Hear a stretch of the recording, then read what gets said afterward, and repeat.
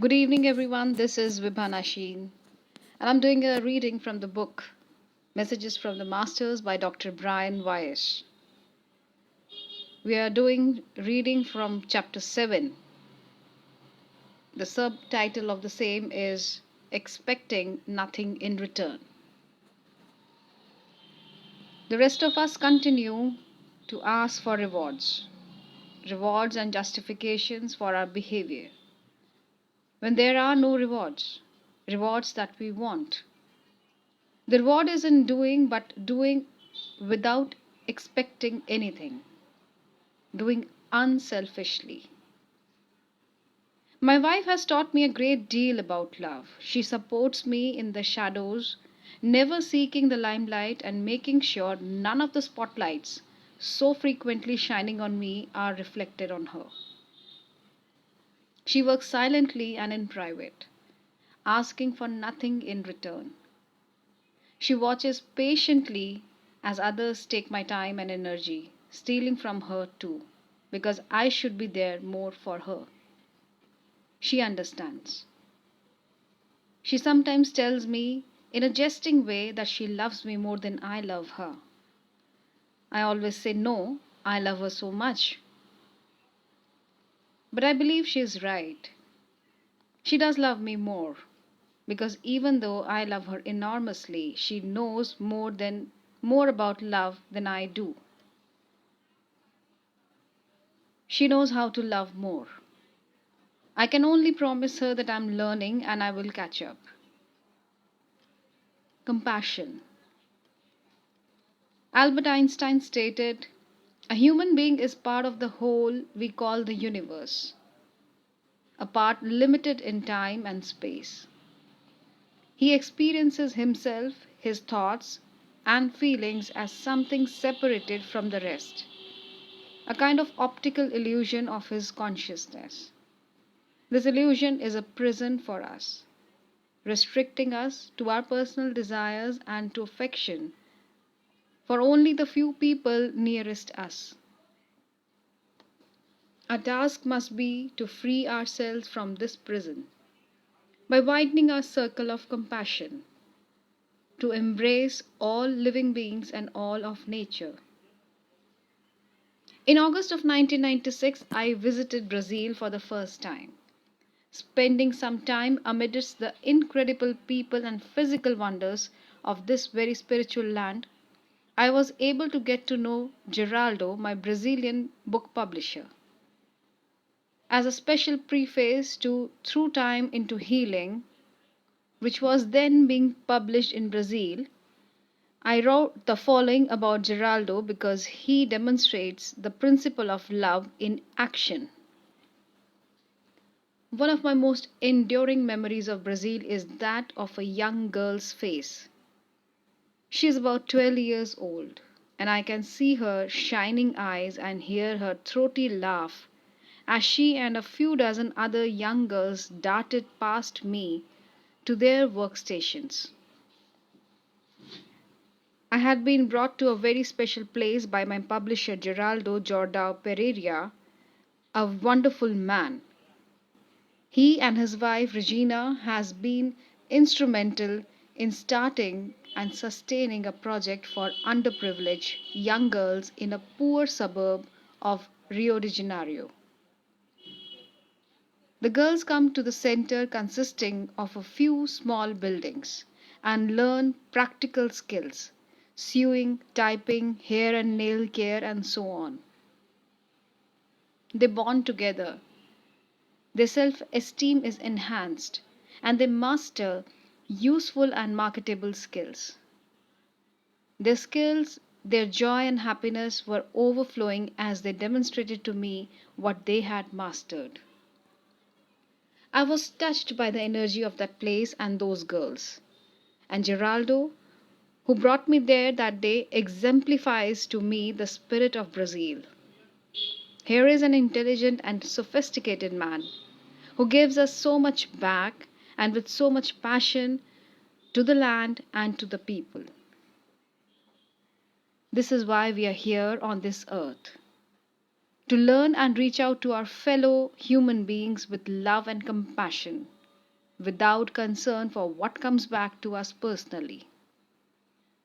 When I saw the girls' exuberant, loving faces, I knew that Geraldo and Brazil were succeeding.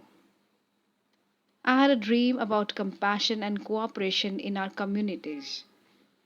I could see the buildings and the people of an ideal village, and I felt their dedication to social responsibility, to helping their neighbors. This is what makes a real community, what can transform our communities into a paradise, the way this world was intended. When we forget or are unaware, then people seek power, wealth, celebrity status, privilege. Instead of compassion and cooperation, there exist hierarchies and the slavery of class differences. Compassion, cooperation, caring for our neighbors, and our communal responsibilities are not matters of economics. They're attitudes of the heart and cannot be legislated or imposed from outside ourselves. They must be learned from within. In this respect, it is not important whether or not a nation or community practices a particular economic or political system. The fruits of our talents and our labors should be shared throughout our community, dispensed after we have taken what we need for our families, dispensed with a sense of compassion and loving kindness to others. The compassionate heart of each individual dispenses the products of his or her labor, not the particular economic system. We receive and we give. In return, we receive from others. Joy exists in the balance between giving and receiving. When our communities are cooperative and compassionate, when they are responsible and kind, we can recreate a little bit of heaven upon the earth. Chapter 8, Changing the World. Coexistence and harmony. Everything must be balanced. Nature is balanced. The beasts live in harmony. Humans have not learned to do that. They continue to destroy themselves. There is no harmony, no plan to what they do. It's so different in nature. Nature is balanced. Nature is energy and life and restoration. And humans just destroy. They destroy nature. They destroy other humans. They will eventually destroy themselves. In a meditation, I saw that our planet took the form of one room schoolhouse, the old fashioned type where children in grades 1 through 12 all occupy the same room and one teacher teaches all the grades. The school seemed to be in trouble. Younger students were disturbing the more advanced. There was no harmony or cooperation. Even the schoolhouse itself was being defaced. I knew that the school would cease to function if the chaos were to persist. Then I viewed several modern schools, each one nestled in its own beautiful campus. An elementary school, a middle school, and a senior high school. Each one was specialized, and access was granted only to the assigned students. The classes were orderly but lacked the intensity and energy of the one room schoolhouse. Could our one room schoolhouse, our planet, be evolving into disconnected components due to the chaos of the society? Is the time coming for the more primitive students to be removed from the more advanced ones? For those still practicing violence, hatred, greed, and fear to be isolated from those who have mastered the traits of love, forgiveness, compassion, and kindness. The dream ended, but the ending seemed vague. I knew that that model could be salvaged if cooperation, love, and harmony could somehow fill our one room schoolhouse. In its ideal form, having the older students helping to teach the younger ones seemed beautifully efficient.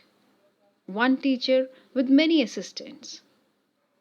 However, if disharmony, fear, and selfishness prevailed, the schoolhouse would have to be replaced with the safer, yet somehow more sterile, separate campuses. The choice is still ours to make. We all dream of a better life in a better society. However, it has become difficult to go through a complete day without becoming disillusioned, disappointed, and drained by the mean spirited and selfish people who surround us. So many people seem to be interested only in their personal gain. They have become rude and arrogant, critical and insensitive. Not only do their actions drag us down, but most of us feel that there is nothing we can do to change this, that only those in power have the capacity to make a difference. If we accept our task to be the enlightened beings of our planet, we can begin to change the world. Realistically, I think the changes will occur slowly as we begin to practice acts of kindness every day, doing little things to help make other people happier. Perhaps the answer is volunteering to help the less fortunate. Perhaps it's something as simple as being nice to someone, doing a kindness without asking for or expecting anything in return. For years, television host and actress Oprah Winfrey has been advocating the practice of doing simple acts of kindness every day. These acts do not have to be expensive or complex. They can be nothing more than a pleasant smile, a spontaneous compliment, an assist to someone needing help. They can be a kind word, a sweet gesture, a caring action, a compassionate attitude, a shared joy, a helping hand. Little by little, step by step, a huge transformation of our society could begin. People would feel nourished by the kind gestures of others. Fearful attitudes and defensive insecurities would begin to melt away in the warmth of kindness. Strangers must approach other strangers with these benevolent actions. Kindness and caring cannot be reserved only for our families and friends. Otherwise, society will not change at all. We need to reach out to all the others, not merely those like us. If we could get everyone to perform just a few acts of kindness each day, we could change the world. At least a good beginning could be made. Our days would be sweeter, less discouraging, and we would harbor more hope for the future. The model of kind and compassionate behavior toward our fellow human beings should be America's export and legacy, not greed based business practice with money as the bottom line and ruthless, uncaring competition as the means to that end. In addition, we would be role models for our children. They would learn the power and importance of being kind. They would learn that the actual number of people reached by their simple acts of kindness does not matter. The importance is in the doing. Since the beginning of time, all the great teachers of humanity have preached love and compassion in our relationships and in our communities. They have not wasted their time instructing us how to accumulate excessive material health.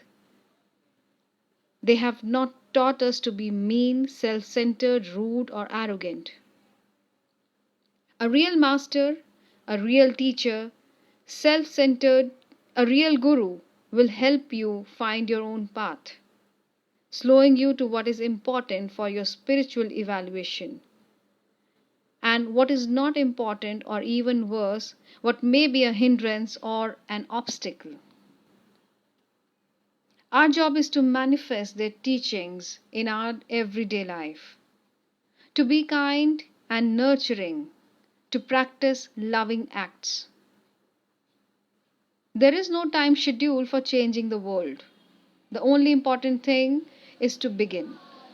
If it is true that a journey of 1,000 miles begins with one step, then the first step is to let go of our fear and isolation and to begin to practice acts of kindness, whether random or planned, whether big or small, and do this every day. Changing the world from its current violent, competitive, and hate filled nature will not happen through the efforts of only a few enlightened individuals, even if they are powerful world leaders. Rather, the day to day act of kindness and compassion shared between people and within small groups can bring about the change to a more loving and kinder place. People have to understand that we are all equal, all the same, all striving for a little peacefulness, happiness, and security in our everyday lives. We can't keep fighting and killing each other. Our children watch us closely. They model themselves on what they observe, our behavior, our values, and our attitudes. If we are hateful and violent, they will become the same. One of our most important tasks is to reach our children, to teach them right values and right behavior beginning when they are infants. Because babies too are observing us closely and they understand far more than we think. I remember reading about the Hopis, a Native American nation. In their educational system, if a student did not know the answer to a question asked of him or her in the classroom, no other student would raise a hand to answer that question. It was considered rude and uncivilized to embarrass or humiliate the first student. It was not important to impress the teacher with one's own brilliance, and it was thought to be barbaric to advance oneself at the expense of one's peers. In the modern schools of our civilized Western world, of course, there would be a sea of hands upraised to take advantage of the unfortunate student who didn't know the answer. We are taught to profit at the expense of others, to climb over our peers on the way to the top. We are taught to be competitive and ruthless, and to discount completely the feelings of those we are trampling. Forget the humiliation of the unknowing student. Here is our chance to impress the teacher. These are the seeds of violence, and they are planted within us when we are very young. We can awaken and understand the nature of these weeds within and uproot them. But this process requires awareness of our deeper nature, and it is not an easy process. Years ago, I taught a pharmacology course on alcohol and drugs of abuse to the second year medical students at the University of Miami School of Medicine. The entire class attended this course. Since I was more interested in what the students learned rather than their grades, I decided to take away the pressure of the final examination in this course.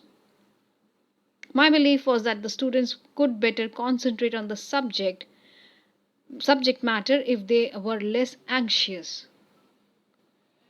I was required by the university to administer a comprehensive final examination which eventually consisted of 120 questions and a few essays. I announced to the students that at the last scheduled class before the final exam, I would tell them the questions and essays that would appear the following week on the exam. We would devote that class to discussing the answers. In this way, I thought not only would they really understand my course and its final exam, but they all should get A's. I followed through on this plan. As I began to review and grade their final exams, I was stunned. I fully expected everyone to get a near perfect score. Instead, I was finding the usual bell shaped curve, the standard distribution of grades, where a small percentage gets A's, a small similar percentage get D's or F's, and the largest percentage winds up in the middle with B's and C's. How could this be? I had given them the answers a week before the test. One of the students, the daughter of a friend, had written a perfect examination. Perplexed, I asked her what happened. They did not believe you, she answered. They thought you were deceiving them, that you were giving them the wrong questions and answers, and that you would change everything in the final. Fortunately, she had believed me. These students were already conditioned by their culture to be cynical, distrustful, and incredibly competitive. These students would become our physicians of the next decades, our healers. Cynical, competitive, distrustful healers. Our civilized culture is failing us, and to change things, we have to start with our children, showing them the importance of love and kindness, of faith and hope, of compassion and non-violence, treating each other with respect and dignity, not as bodies to be climbed over on the road to material success. Gurus and presidents cannot do this for us. The responsibility lies with each of us in our daily one to one encounters to reach out and help each other with acts of kindness, to not be concerned with what, if anything, comes back to us, to do this unselfishly. In this way, we can change the world. If you do not have the opportunity to do great things, you can do small things in a great way. Thank you so much, friends, for joining in today. That brings me to the end of today's session. I'll join you tomorrow again to continue the reading from chapter 7 from the book Messages from the Masters by Dr. Brian Weiss. Till that time, this is Vibha Nasheen seeing you off. Take care. Good night.